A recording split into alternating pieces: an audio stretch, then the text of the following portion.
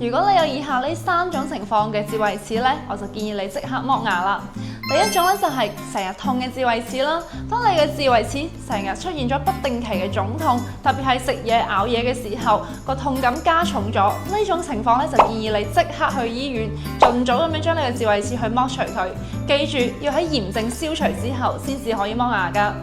咁第二種咧就係唔具備正常咬合功能嘅智慧齒啦。通俗啲嚟講咧，就係呢個智慧齒上下兩個智齒都係咬唔上嘅，對唔齊嘅，仲好容易咬到面部入邊嘅牙肉啦，或者係你口腔入邊嘅肉，容易導致潰瘍啦。擴散嘅話咧，仲有可能會成為係癌變前嘅病灶牙。對於呢種冇咀嚼功能嘅智慧齒咧，同樣建議都係盡早剝咗佢。咁第三種咧就係傾斜出嚟嘅阻生智慧齒啦，就係打橫生出嚟嘅智慧齒。平時咧佢係唔痛唔腫嘅，但係長時間咧會塞食物喺入邊，清潔唔到位嘅話咧，就好容易會蛀牙啦，仲會將之前好嘅牙齒頂壞咗。咁如果智慧齒唔係好靠近牙槽神經嘅話咧，掹牙冇風險嘅話，呢種智慧齒咧都係盡早剝咗佢比較好㗎。